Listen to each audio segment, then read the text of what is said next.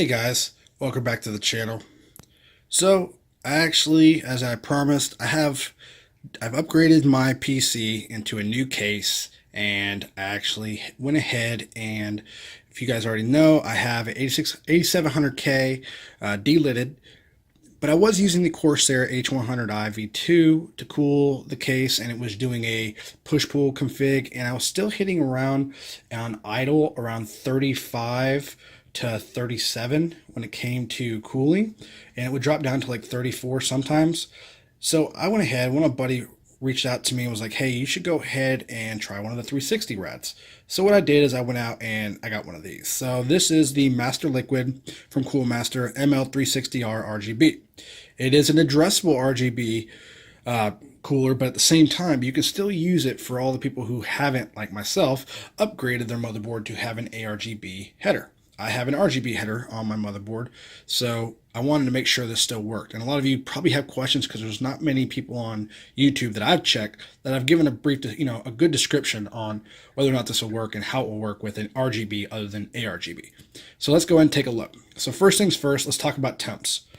The temps with this, like I said, when I was using the Corsair, idles were between 30, let's just say 29 to 35. Or even 37 at the tops. This one, I got it up right here. Let's see if you can see that. As you can see, it is clocked at 5 gigahertz on the far left, reading from left to right. I am at 5, but if any of you guys know, it does. I'm trying to get this to focus for you. There you go, 5 gigahertz, and I'm running at 26C. It does cap out sometimes at 30, maybe even 34. I've seen go up to the highest. And the fan, one thing I really like about it, with the V2, I was at like 12 to 1400 RPM just at idle.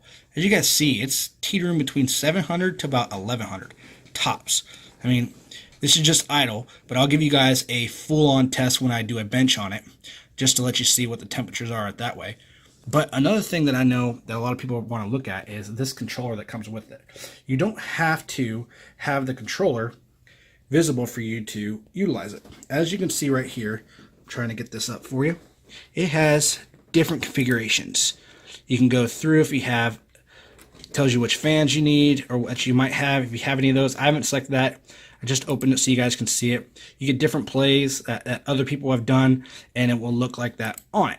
So before you see it, this is the actual controller you'll be able to digitally take care of. So if you can see right here, you have a ARGB at the top, ARGB all, and then you have RGB all at the very bottom.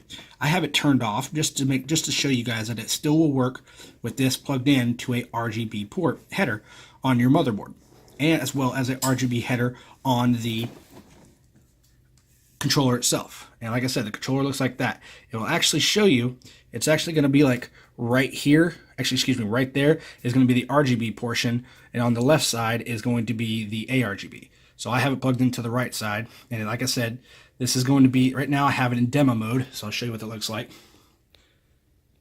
It just goes through all the different cycles of what it does.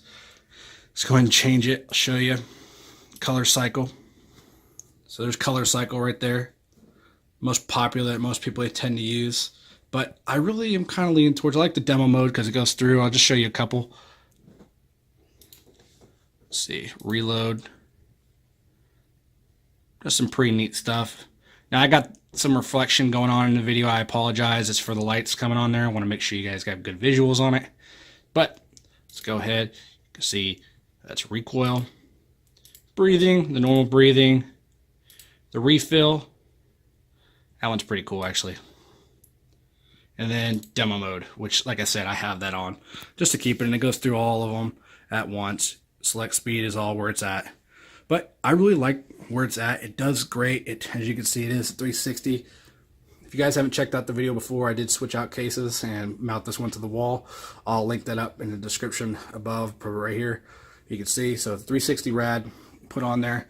Now, one thing a lot of people don't know is, can you reverse mount this thing? You can. I had them on this side, the two hoses, if you can see that. Let's see. Two hoses are on the left side of it from the motherboard. You actually can put it on the right side next to your RAM if you need to. But because that centerpiece you know, you can actually pop that out and flip it around. So, and like I said, it's kind of reversible, so there's really no need to do that.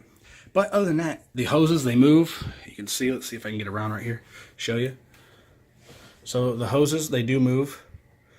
You can push them down if you need to. I have them actually kind of where I want them. But yeah, everything looks really great. They actually can move out of the way if they are next to your, if you decided to mount them towards your RAM. So yeah. But let's go ahead and, like I said, so the computer's been on for a little while, say about 30 minutes. So the liquid's in there pretty cool. Still 30 degrees.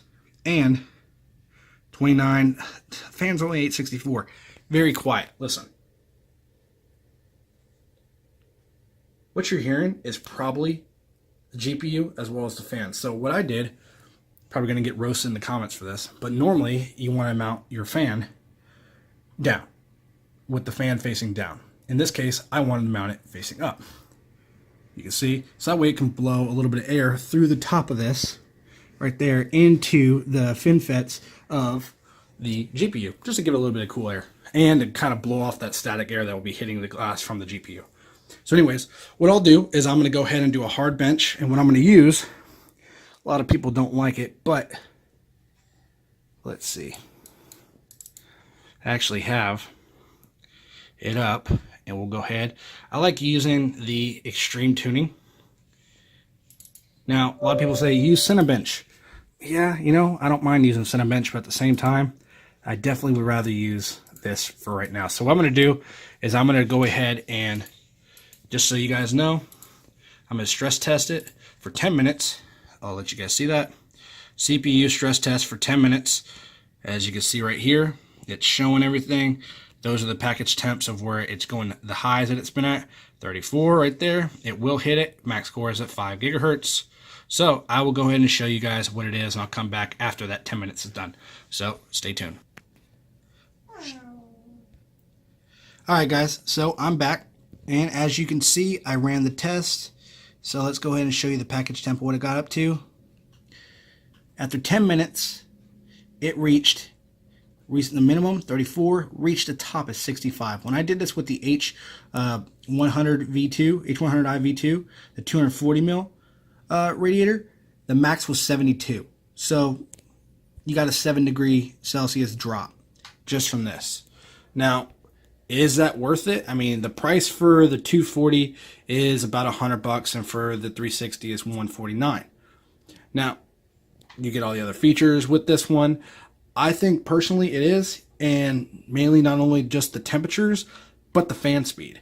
Fan speed didn't reach any higher than 1300, and these go up to, I believe, 1700 to 2000 with the Coolermasters. Noise. If any of you guys like me, I don't want noise.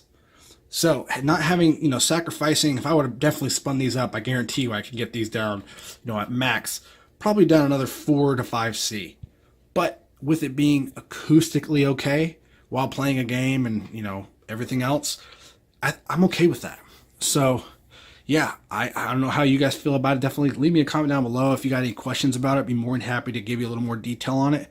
I really like this cooler. I think it's a great product from Coolermaster. I think they've done, you know, excellent. I've used their stuff before, and a lot of you are wondering, is it, like, I'm using the Asus motherboard, so obviously the Aura Sync is going to work for me, but it works with ASRock, MSI, so that's pretty big. And one thing I don't see on here is I don't see the Aorus or Gigabyte, so that might be something. Maybe that'd be an update for the future. But it does come with the controller, like I showed you. It will come with that, so if you guys are wondering, it will have that. But other than that, you know, I really like it. I think it's a great cooler. Let's see, with everything calmed down after the bench, let's go, let's see if I can zoom in. We're back down to the fan spinning at 900, 33C.